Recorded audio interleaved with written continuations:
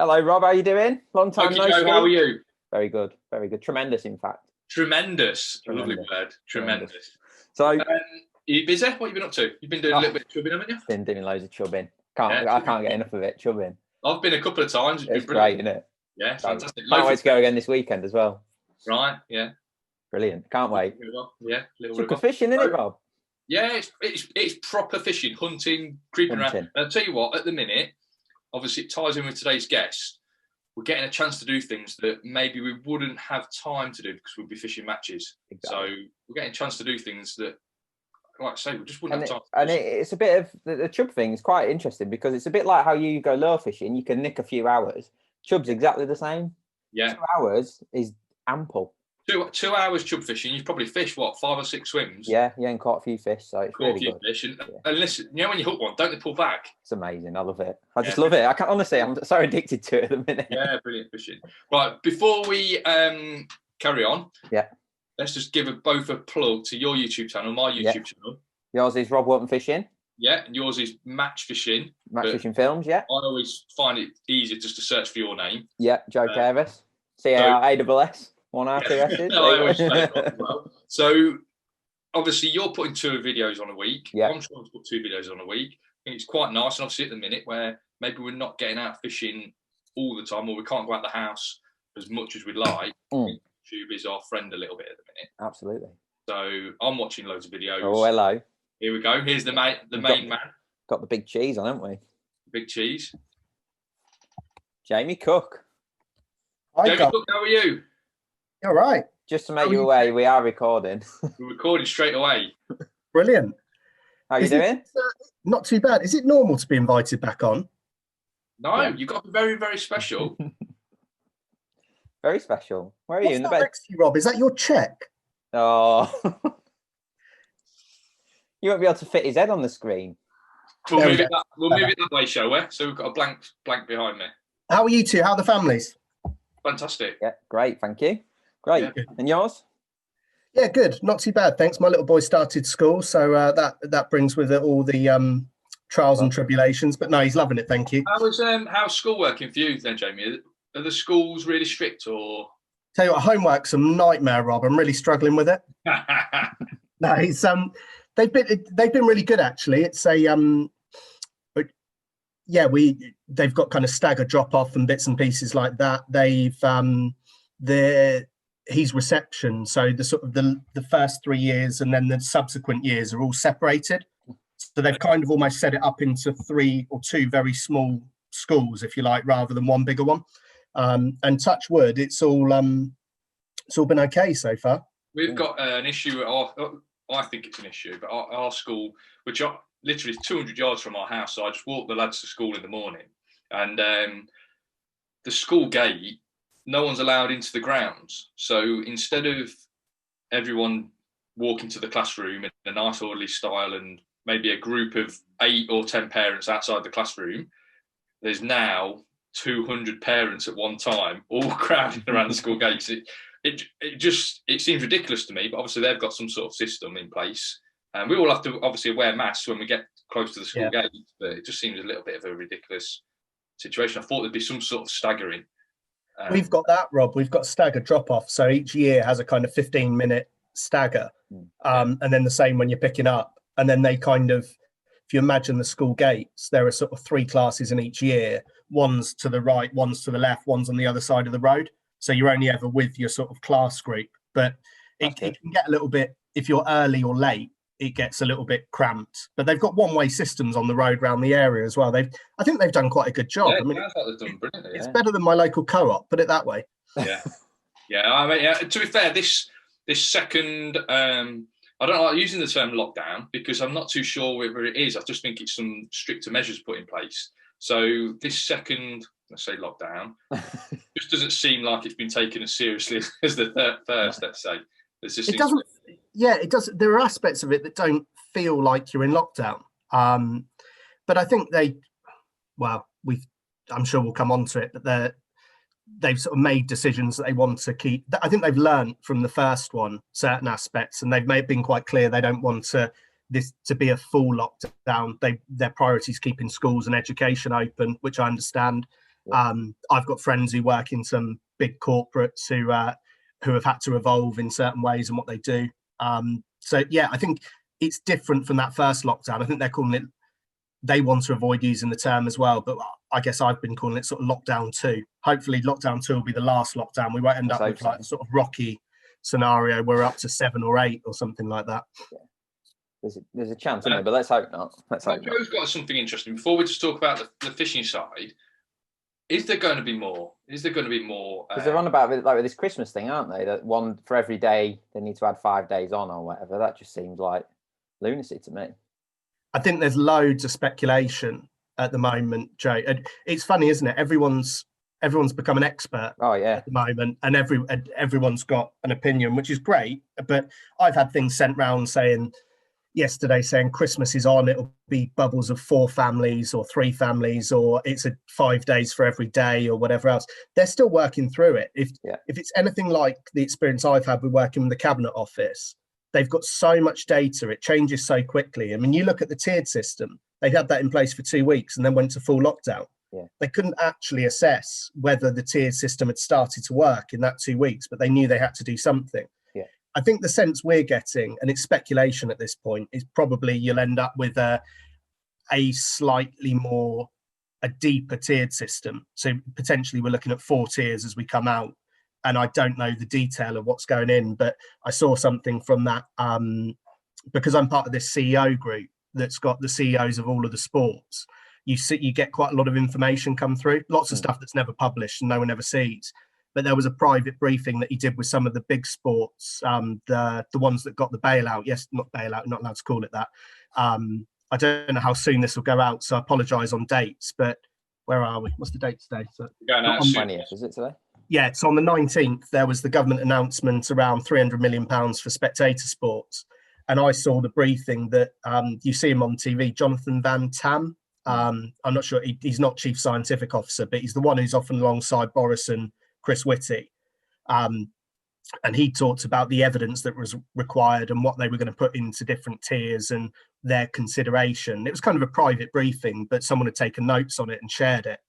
So they're not at a point where I think they know the answer yet, Joe. So that's why it's really difficult to plan. I was talking to one of our relatively new committee members who you guys will probably know is an open sea match angler, really nice guy. And he was talking about the importance of being able to plan ahead. And we were just kind of, how can you? He's reasonably senior in he's very senior in the organisation he's worked in. He's a professional guy. And we were just discussing the fact that from him professionally and for us trying to give as much information as possible, it's very difficult to plan ahead that far because you don't know which way the government are going to turn.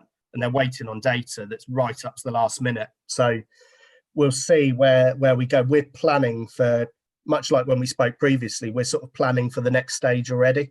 So we're planning into the fact that we've been told we'll go into a tiered system when we come out, and we'll obviously have to have some very firm guidance that relates to what is the law as to what anglers can and can't do to make sure that they've got a decent reference point to work from to keep them on the right side of everything. Right, so here's something for you then. Obviously, you, the Angling Trust have set these sort of these guidelines, and it feels like you have told us what we can and can't do. Is that an interpretation of the government's guidelines, or is that an actual, we have had an input and we've created these guidelines and worked with people and we've now got this to go ahead for certain aspects of the sport? Yeah, Rob, it's a really good question. It's probably one that that there's still a bit of confusion about. It's the law, it's not us. Yeah. So we haven't, in this sense, we haven't made interpretation and anything that. So if you almost take a timeline, the clear answer is it's the law. It's not us saying you can't do things or can do things. That is the law. So it's a government decision on a basic timeline of what happened. And cut me off if I'm going on too long, but I'll try and keep it brief. Yeah. The Friday before we went into whatever we'll term as lockdown 2, we got a sense, or I got a sense through the CEO group, that the government were considering this effectively snap lockdown decision. So myself and a couple of others worked through the Friday night into the Saturday, so that the cabinet meeting was 2:00 on the Saturday. We ensured that we'd written to Michael Gove, who's Cabinet Office Minister, and then work round the cabinet, so that there were 10 different cabinet members who had this briefing from angling to say, last time you locked down, effectively, you said you could go cycling, running, walking. We've proved over the last however long that our sport can be carried out safely. It encourages social distancing. There are no cases whereby we can point a finger at the fact that it's contributed to the spread of COVID-19, and it benefits people's physical health and mental well-being. So for those people who can't run or walk or cycle, think about outdoor recreation as an alternative. And so we got this briefing in just in time. And I think most of the other sports sort of thought they didn't act before that, they acted afterwards. So we got a message from one of the cabinet ministers saying fishing's going to be fine, but restrictions are going to be on gatherings. So we waited for that to come through. Obviously, with the announcement that came that Saturday, the world goes into meltdown, particularly on social media. And if you can imagine, we've got teams answering questions on different platforms, so email, Facebook, whatever else. The level just shot up again, and everyone wants an answer immediately to everything. So what we had the base for that cabinet meeting, the message from the minister, and then the number 10 did a briefing, private briefing to journalists. And because we work with some of the key journalists from things like the Times or the Telegraph, and we've got them out fishing, Guardian, we had access to that briefing where the question was asked, is fishing allowed? And 10 Downing Street said categorically, yes, fishing is permitted, but on your own or with one other person. And so for us, we knew from a minister that we had it, and we knew from the Downing Street briefing, because at the moment, if you think about it, golf challenged it, tennis, swimming challenged. The golf one fries my. I can't work out why you can't go and play golf. No, but I think the aspect there, Rob, was, and I'll come back to answer the question, but the aspect with golf, because it's a good one to make, is I'd reached out to Jeremy, who's my counterpart of CEO of the governing body for golf, at the start of October, and said to him, look, we're getting a sense that with these regional lockdowns, there's a chance there could be a further lockdown. We're going to act proactively to fight the corner for outdoor recreation.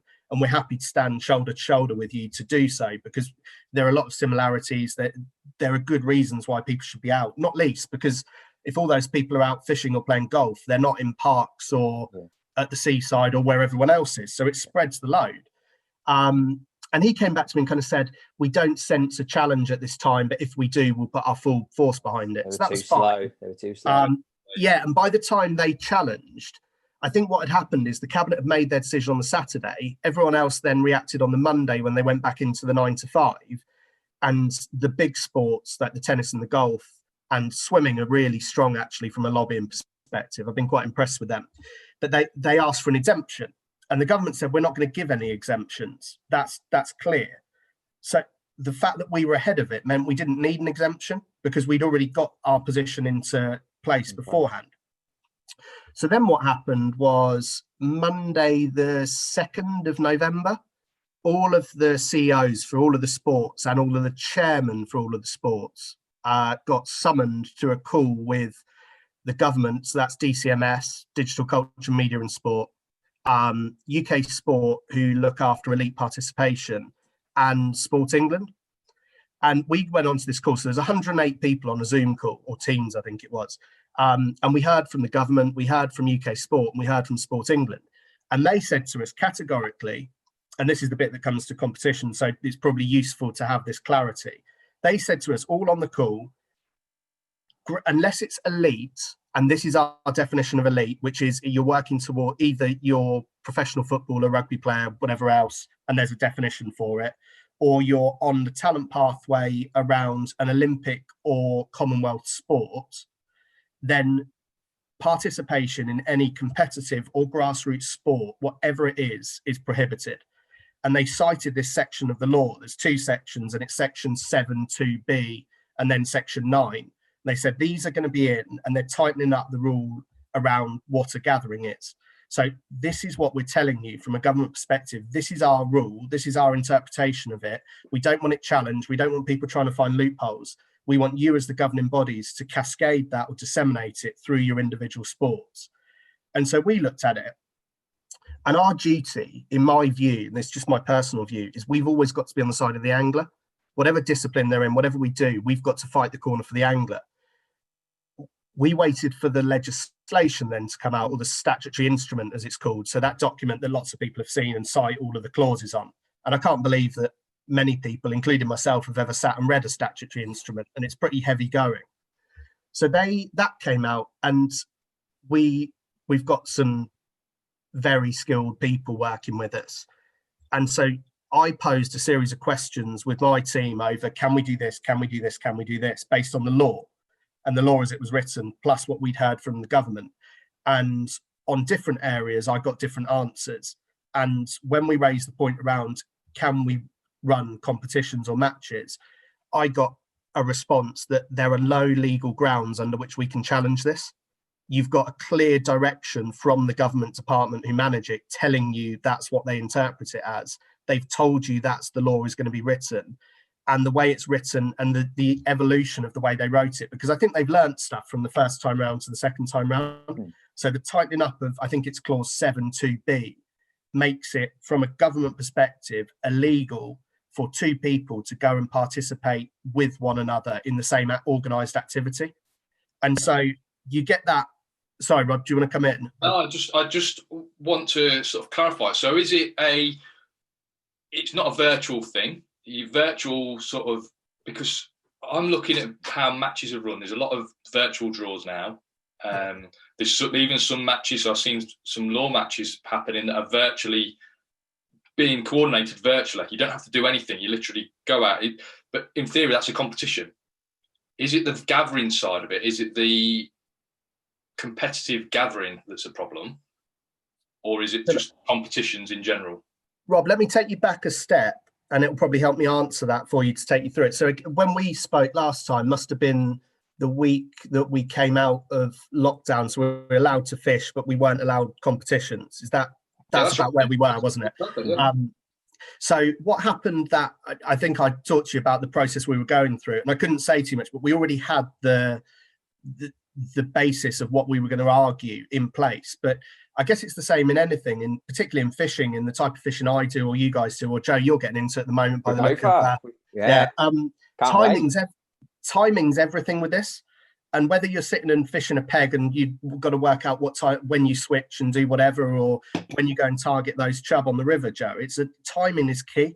And so for us, we knew we had a strong argument around arguing there was no gathering, that we could run a competition without a gathering. So fishing was allowed on the 13th of May. We must have spoken later that week. On the 26th of May, so I went into bat effectively with the head of sports participation for the government. And I went in to argue the case of why a fishing competition should be permitted under their guidance. So the next review was a week later, but we got dispensation and agreement, because from a timing perspective, you could get that sense that they wanted to open things up. They put this line of saying 4th of July.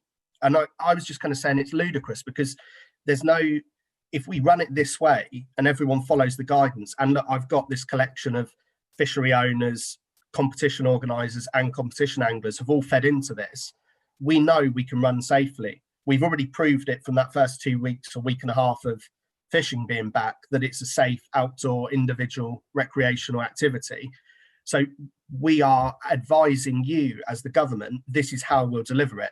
I hope you'll make the decision to allow us to do so immediately, but if not, the decision of when is always yours. And I hope, if not now, it's going to be in that first review. And they agreed to say, basically, they gave us the go-ahead on the basis saying, we're comfortable with the provision you've put in place. So we were ahead of that. And then all of the other sports after that next review got told to prepare what is now called a return to play plan. But so they all started after the 3-week review from whenever it was the 9th, so end of May. We were already fishing competitions at that point. So we already had ours in again. So again, it was just ahead of the curve. Yeah. So that takes us through to where you've asked, Rob, and the question that you've asked. What the difference is this time, and this was asked by a couple of the sports in that call with the minister, it's not about whether you can mitigate a gathering to be a gathering. It's about the fact that all grassroots sport, whatever sport it's in, is prohibited. So the mitigation of it not being a gathering doesn't work this time. That's the difference from the first time to this time. And that's the difference from what we've argued throughout, is we can still argue, and we'll continue to argue that point, that you can run an angling competition, as we all know. I mean, I've been involved in the Fishermania qualifiers in Riverfest this year, in a few of the other competitions that we've run. And I've attended a couple of others. I've spent more time at competitions this summer than I have fishing myself. And I've really enjoyed it, to be honest with you. And I can only thank a lot of the anglers for how honest and approachable they've been to actually have a conversation with me.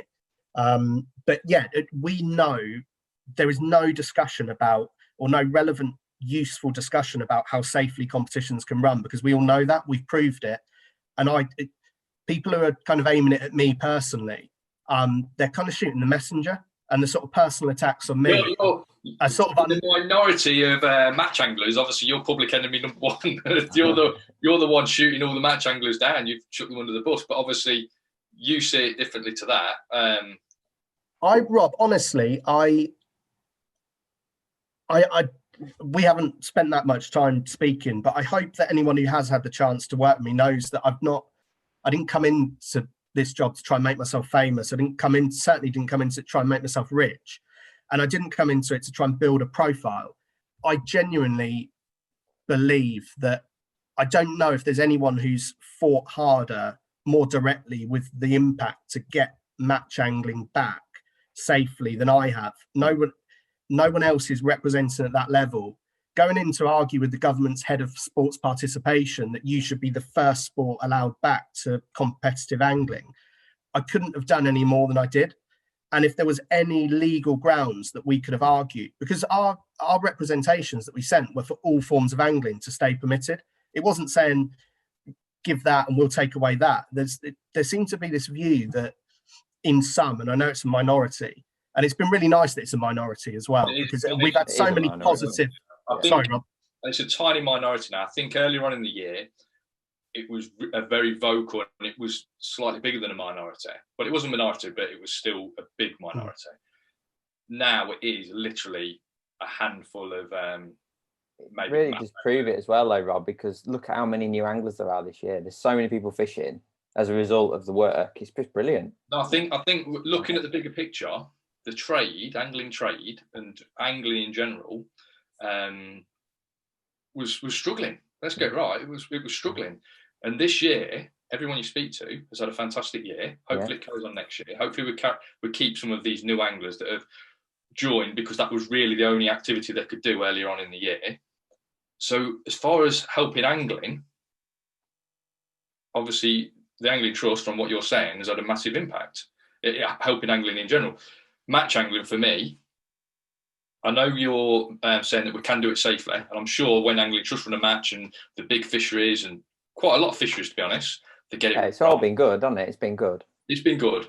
But again, there's going to be a small minority, and it only takes a guy with a camera phone to take a picture at a weigh-in of 10 people all around the waistline. And look, I've seen it happen on some of the matches I've been to. So I know it happens, or the meet up at the draw, and it's okay. I seen a match the other week that someone ran a match on one of the canals just to say. I wanted to chat about that. Yeah. And apparently they had a police visit, and the police have I imagine the police have walked along the bank, seen a dozen anglers fishing 15, 20 metres apart, and they've said, "There's no issue here, lads." Yeah. But maybe they've not seen them all arrive at exactly the same time, and maybe they've not seen the weigh-in. And I just feel also that it opens up a massive can of worms for these other sports to really start rattling and start shouting to say they can go fishing, they can have these matches, they can do this. Why can't we go out and swing our golf clubs? Why can't we go and play tennis? And then there's the snowball effect, and where do you stop? Yeah. They're the concerns for me. So for me personally, not fishing a match for a month or so, it's not an issue. There's bigger issues out there. But it's nice to know that the Angling Trust are actually fighting for matches to happen. Yeah, Rob, a couple of points there, and you couldn't. One, I think you've addressed really well.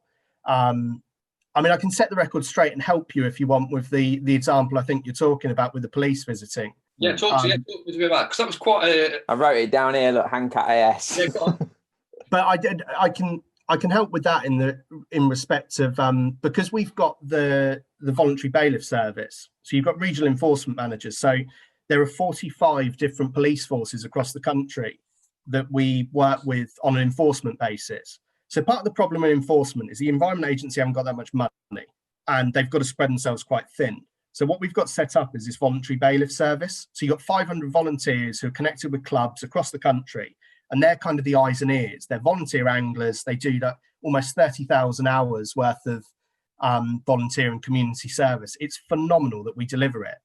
And what they do is they've set up, not just with the Environment Agency, but with the police, a sort of reporting system. So the Police and Environment Agency have said, look, if we're going to attend and actually be able to prosecute, which is the key thing we all want, to protect fish and protect fishing, this is the information we need. This is poaching and that sort of... Yeah, poaching. And so we've got another setup called Building Bridges, which is one of the most successful things I think that the Angling Trust have delivered, and other sports are copying it, which is a series of, particularly at the current time, Eastern European professionals who are guys who are passionate about angling. And what they've done is they've built this Building Bridges campaign within the fisheries enforcement side to start to educate migrant anglers on culture and process in the UK. So what they can and can't do, what are the cultural norms, what are the laws. And it means that instead of having conflict, you can actually take people in and bring them in and make them part of the club and the society. So with enforcement, we work really closely with the police. And so as I was copied in an email, I'll read you a section if you want, actually. It might be easy, it might help you. But just so that we can have absolute clarity, because as you know, the last thing I want is someone to read something that's not true, go and act upon it, and then get fined and bring the sport into disrepute, exactly as you just said, Rob. So if you bear with me a second, let me just find it and I'll read it, because this is useful for you. So this is from Inspector West Midlands Police. I'll redact the name so that there's no, I'm not aiming at anyone, because I haven't got a personal issue with anyone doing it. I just want the sport. I'm only here for the sport. But so this is to quote because we were copied in from the enforcement side. Dear Mr. So-and-so, I've been made aware that you were the organizer of an angling event in Brierley Hill last weekend, and that there may have been an event planned for this weekend. I can confirm that angling as a recreational outdoor activity alone or with one person from another household is permitted. However, an organised angling contest involving people congregating or grouping together is not. Could I therefore ask that if there are any further contests or organised gatherings planned during the lockdown period, that they are cancelled? If they go ahead, then organisers and those participating risk being issued fixed penalty notices. Thank you for your cooperation. The rules are there to prevent the spread of this awful disease, and my desire is purely to keep people safe, not to spoil anglers' enjoyment of their hobby. That's regards, Inspector West Midlands Police, sent at 15:03 on the 13th of November. So I think it's pretty clear. I can't see it needing to be any more clear than that. The government have said it's not allowed. Sport England have said it's not allowed. The Environment Agency have said it's not allowed. And in this case, I think it's worth saying, I haven't had any dialogue with them. All we did was publicise the fact that the Canal and Rivers Trust wrote to them, because we were copied into it. And we just publicised the fact of trying to spread that word to say, look, you might have questions, please see this. There are consequences if you don't follow this. And now we've got it in black and white from the police, it's not allowed. I don't know what more I can get to try and, because my interest isn't hanging anyone out to dry, whoever that may be. And from a personal perspective, I've got no issue with anyone. It's more the fact that the bigger picture is we've got to promote angling in a positive light as part of the solution, not part of the problem. Yeah. And you're right, Rob, but if you take our Facebook page, and I don't use Facebook personally, I never have. I use Instagram, as you know, Joe, because I've been trolling you about fishing. Chub fishing. Yeah, chub fishing with shark tackle. But from that perspective, wait till you see what I've got on now. But from that perspective, if you have any inclination to go back through the 1,000-odd shares that we've had on some of the stuff that we're doing, it's been shared by other sports. So you've got other sports going onto our page and sharing threads of discussion around what we're doing to get fishing back, throwing that at their governing body, saying, why aren't you doing this for us? Why aren't you fighting like these guys are? And then they go on and share one that says, you're not the governing body, we're not listening to you, we're going to go off and do it anyway. And you could see the comments on other sports are saying, are they actually serious? Like, we'd love to be in that position where we were allowed to do whatever we want to do. The risks they're taking are phenomenal. And you just, it for me, it's that risk. It's everyone else looking at us. All of the other sports are arguing with the government at the moment for an exemption. We're coming up to a point on the 2nd of December where there will be a review in some form.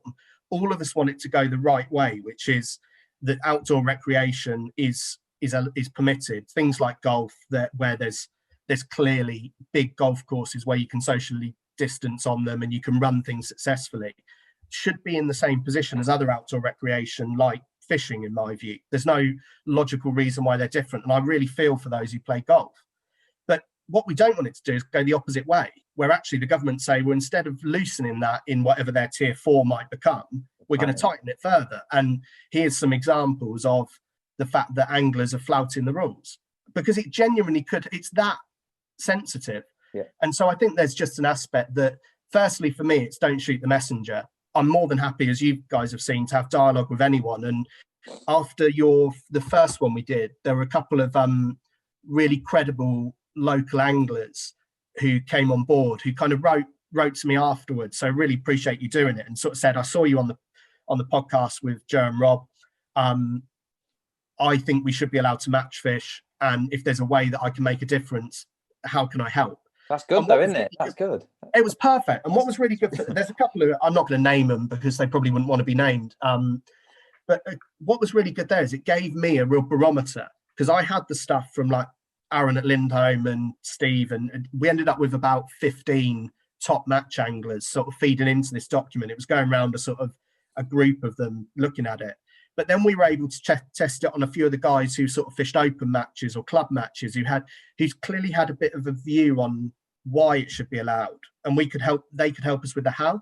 And a couple of them were really influential on testing certain things that we had in our guidance that we were ready to go to government with, and saying, I think you should change that a little bit, or that won't work at club level. It might work on an open or a fishery, but it won't work for a club. And so we refined it with that feedback, which was brilliant. So I thank you guys for that, because I think you were the catalyst to get those people actually, rather than frustrated and saying the Angling Trust aren't listening, what they did was got in touch with me and were able to work with us to get the outcome we all wanted. So brilliant. I guess more of the same this time around. We know where we've got to go. It's when we talk about other sports, and we've got to be thankful for what we've got. There's a playing field 100 yards from my house that take Little and over there. And on a Saturday, Sunday, it's bustling with grassroots level football and other sports and cricket and all sorts. And there's nobody there now. And you think, all those people are missing out on what they want to do, and yet we can go and do what we love. So you can't overestimate that, can you, really? Yeah, I just wonder if there's a situation, as Jamie's, you're trying to get to, that if people do overstep the mark, do just go ahead and do what they want to do, like you say, next time there is some relaxation, maybe they might look at angling and say, you're not doing it properly. You would take just a blanket ban, because it wouldn't have surprised me if there was a blanket ban. It wouldn't have surprised me at all initially, but as Joe says, we're lucky to do what we do. That's where we are, Rob. Sorry, we'll move on from that, but that's where we are, is the fact that whilst they're reviewing everything in detail, once you've got a concession and you've got, the only reason we've got what we've got is because of how hard we've worked to be recognised as part of the solution in the first time round, with all of the work that anglers did to get recognised by their MPs. And the MPs, if you think, there aren't that many fishing MPs, there aren't that many who actually understand it. And so, Rob, I think you said last time, it's kind of you're trying to paint the picture of the more traditional individual angler on their own to these people who don't necessarily do what we do and don't understand the different nuances to it. We've just got to continue that, because once we've got that position, it's not a concession because we haven't been given anything special, but they accept that angling and outdoor recreation are a good thing in the situation we're in. We just can't risk it going back the other way, because there are so many voices they're listening to. You look at yesterday's announcement on the 300 million quid to sports. They're all of the sports that have turnstiles effectively. But I know some of the sports that have got more or less are the ones that are shouting louder. So they are influencing government by the voices they're hearing. And that came through to us loud and clear. And I don't know if you saw, we had, Phil Smith, who's director of sport for Sport England, offered to do a little video to anglers, just kind of because he was on the base. I took him fishing not too long ago, actually. He absolutely loved it. And his brother-in-law is a fantastic, fanatic angler. And he kind of said to me, it's like, you've got a big opportunity here. You're sort of flying the flag for sports. We can't mess it up. So he did that little bit of video where he was sort of talking to anglers and saying, enjoy it, but do it safely.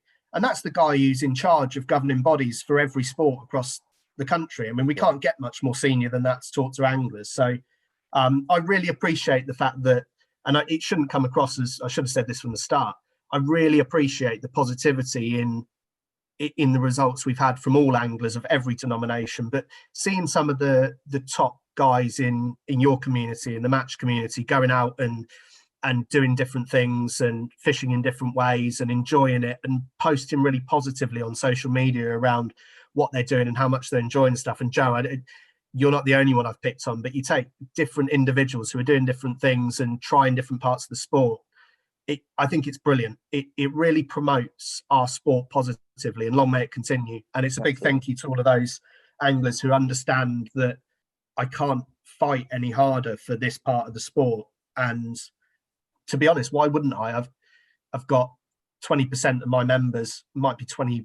I think I checked the stat after last time. I think it's 21% of Angling Trust members note that they fish competitions. Yeah. It's going to be my next question, the percentage of match anglers that the Angling Trust represent.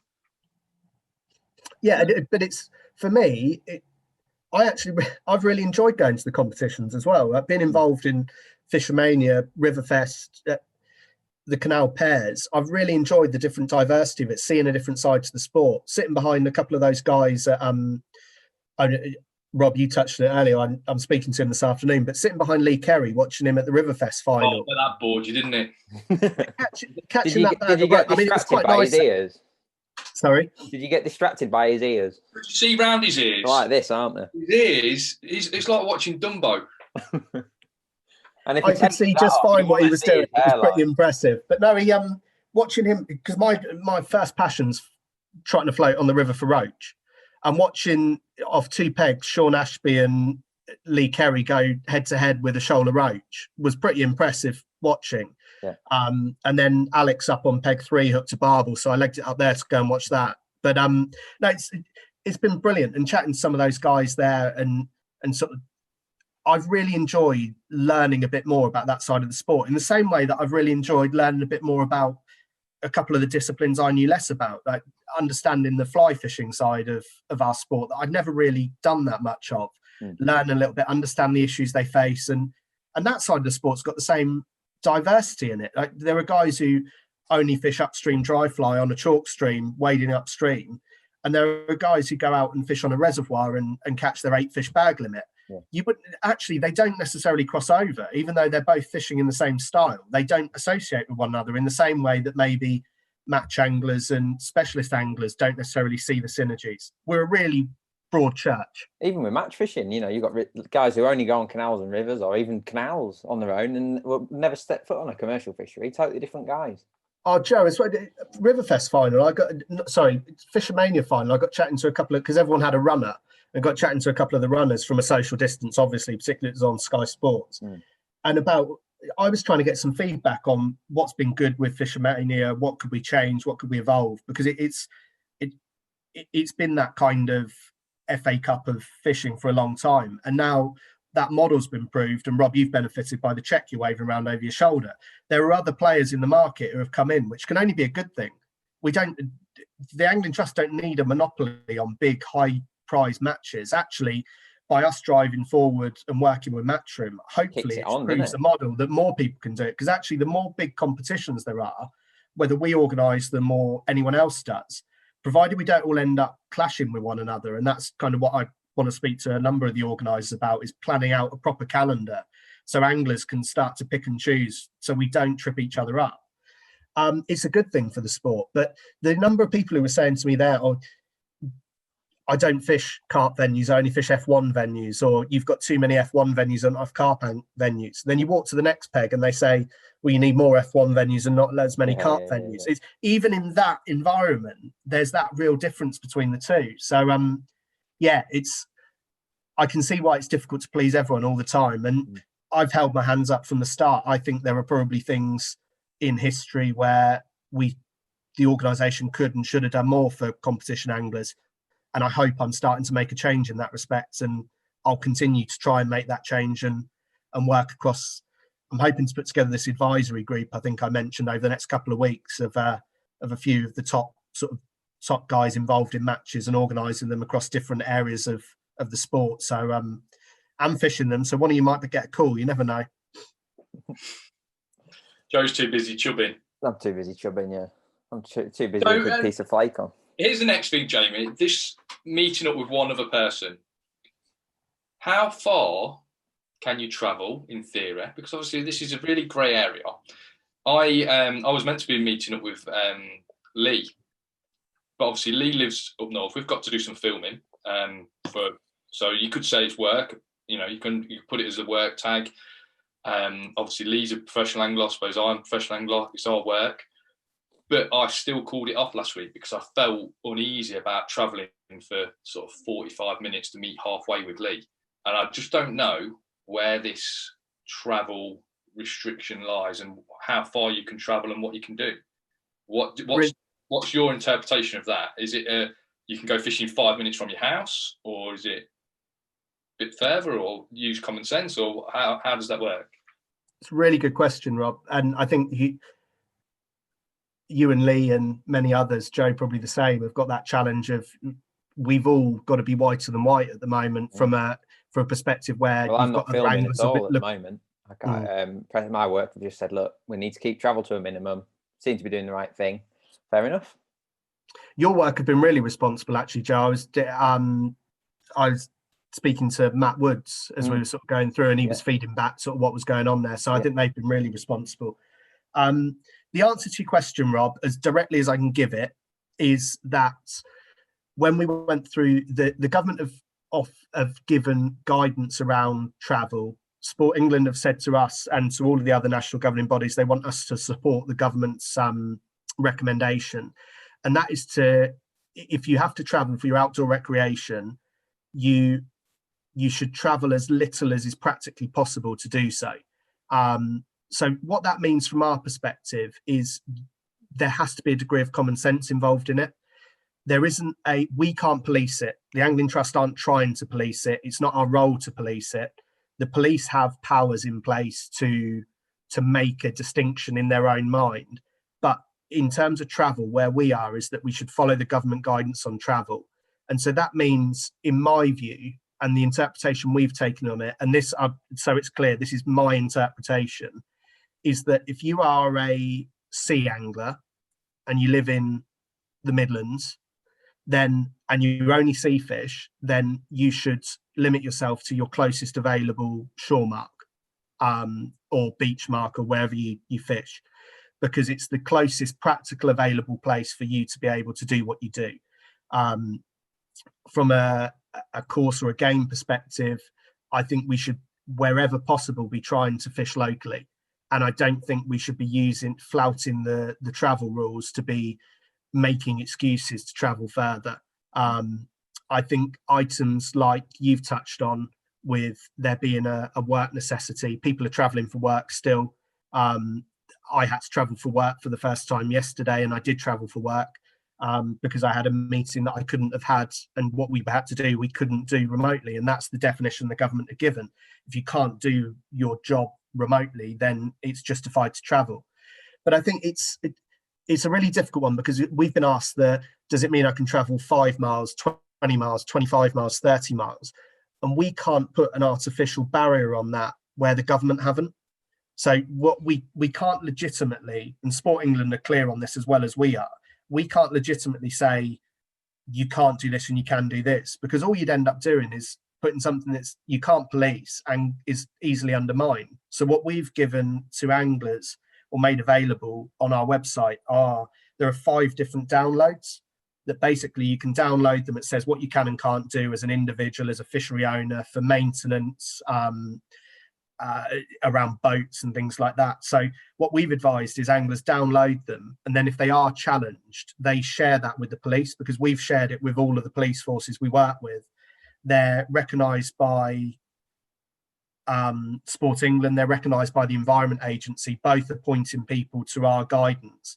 So actually, with the Environment Agency being the body that delivers for DEFRA as a government department, and Sport England being the one for DCMS, you've got two government departments who are effectively pointing into the guidance that we've put in, saying, follow this.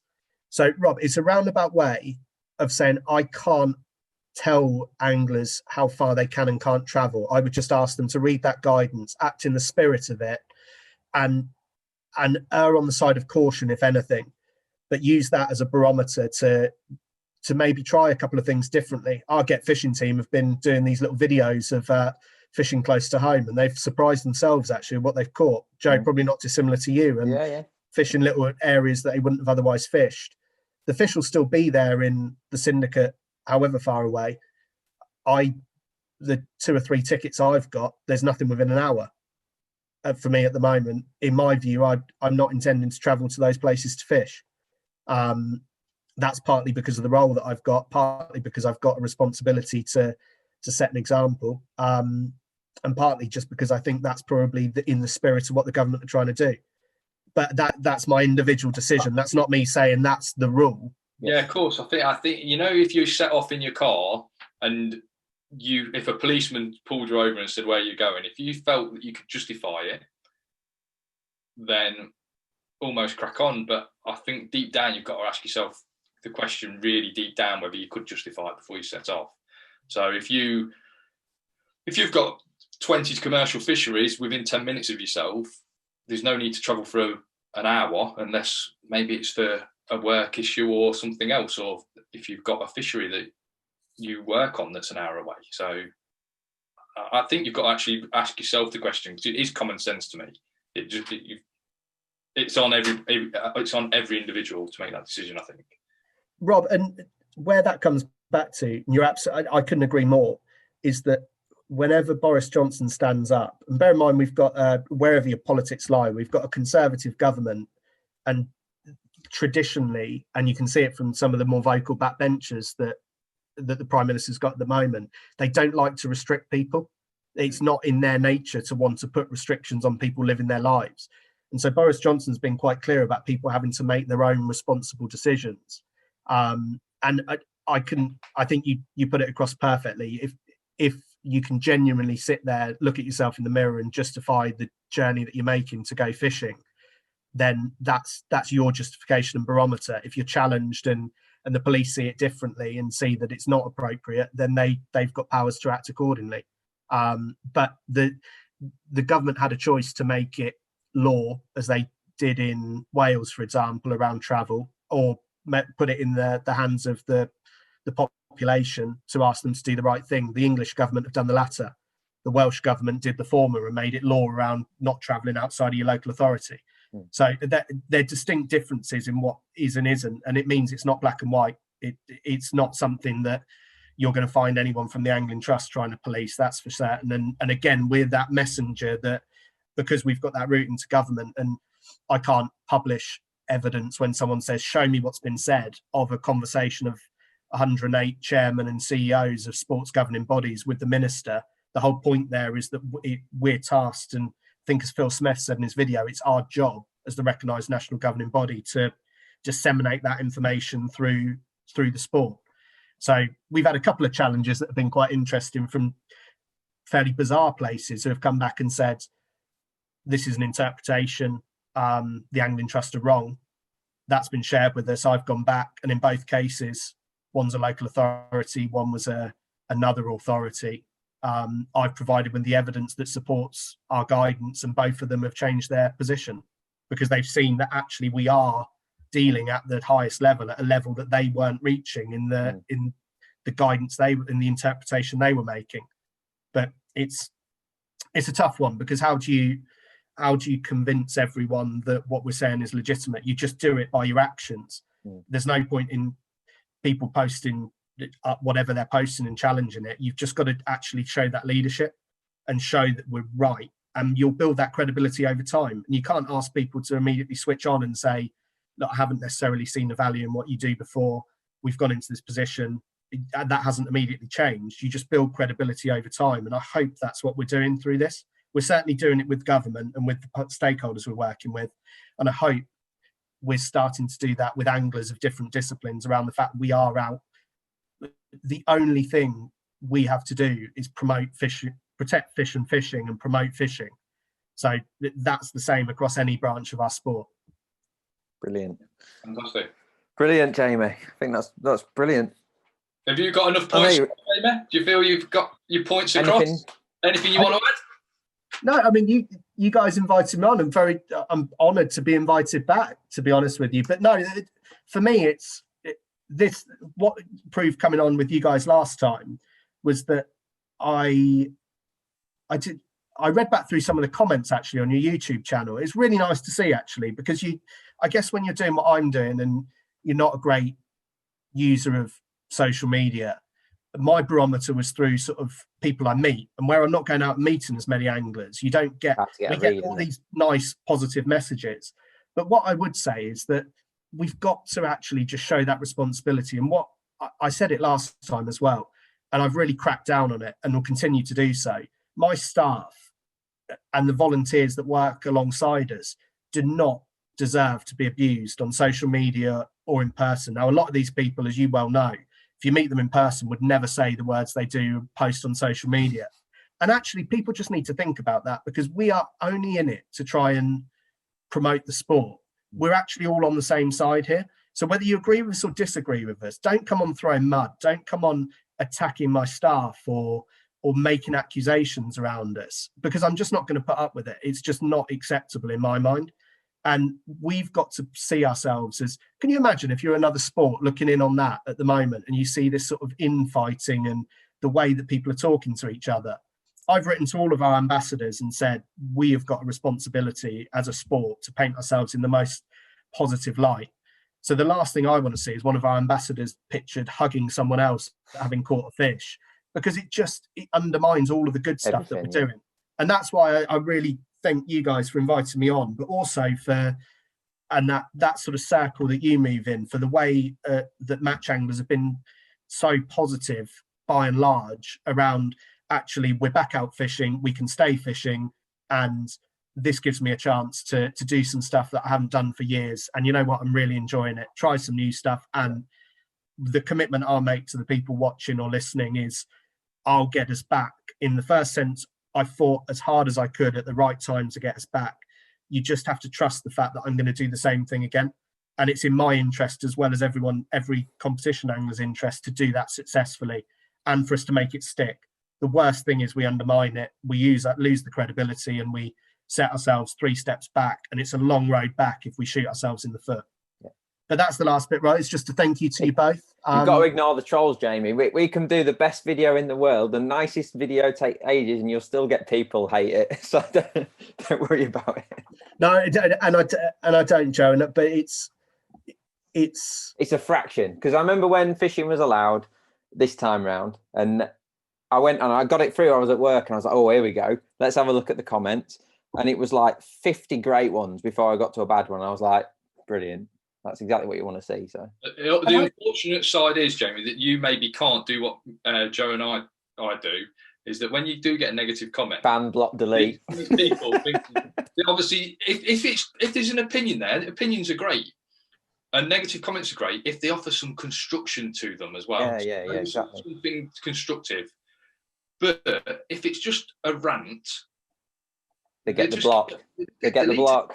So they feel like they've had this voice, and this is social media in general. They feel like they've had this voice. But actually, they're having no voice whatsoever because of the way they've constructed it. If they construct it in a better way, maybe offer some constructive criticism, then they have a voice. And if they just have a rant, no voice, delete. But obviously, you can't do that. And Rob, that's well, we can, and that's what I've been quite clear about. I wrote a post for the guys to post up on social media saying I'm going to advise them to remove anything that's abusive or anything that's factually incorrect. All for opinions, and please share them. But personal abuse at me as well is kind of like, you're firing it at the wrong person. Is that I hope that we've got across, because I think your first question was absolutely right. with competitions, it's the law. And there are lots of people who are now experts in reading statutory instruments and have posted their views or interpretations or dug down. And some of them are quite embarrassing to watch when you're sort of watching people explain something that you know they're wrong. And it's a pity. It's really good that people are interested and they want to understand it. And any questions that anyone wants to ask me or the team in a constructive way, as you say, we've answered them. But there's a point that comes where you point someone to a in black and white definition of why the government are doing what they're doing, and it being the government who are doing it, nothing to do with the Angling Trust. Because it's not our role is to work, as Phil Smith says in his video, with Sport England and with the government to interpret guidance. When the government come out and say this is the law, we don't have any interpretation to do. We just have to pass that on. But yeah, the personal attacks are just, it's not doing anyone any favours. People who've got questions, I'm happy to answer them. People who want to challenge where we are and ask the questions that you guys have done, hopefully have seen you'll get a black and white answer wherever I can give them. And on something like travel where there isn't one, I'll do my best to help. But yeah, it's in spite of all of this, I'm really enjoying it. I'm really enjoying working with anglers, and I hope I get the sense we're on this journey of moving in the right direction. Just that maybe a year ago that some of that negativity you touch on, Joe, would have overwhelmed people. But you've now got that barometer that I've seen in other businesses and organisations where you get net promoters, and you get the fact that something comes on and someone wants to mouth off, and there's no point in us having an argument about it. It's not us having an argument. There are other people slapping them down and saying, look, you're wrong. And that's quite nice to see. So I get the sense we're moving in the right direction, but we've got a lot of work to do. And with the guys who listen to this or watch this, who fish matches, I guess my parting message is it's such a priority for me to build that moving forward and for us to deliver that gold standard. And that's not just going to be me working on my own. That's going to be working with other match organisers so that the general framework of match fishing, we can deliver bigger and better competitions. And Rob, that's why I'm chatting to your fishing partner this afternoon, is because he runs some great ones. And the more we can work together to make sure we don't clash and we complement one another, the better, in my mind. Well, try not to fall asleep when you talk to him. He's got this trick. He just shouts really loud because it's so boring what he actually says. He shouts really loud because he knows you'll fall asleep otherwise. So when you I'll keep an eye on that one. Try and keep your eyes open. We give him stick, but we love him really. Jamie, next time we talk, we're fishing. On the bank. I know we were keen to get out and go fishing, weren't we?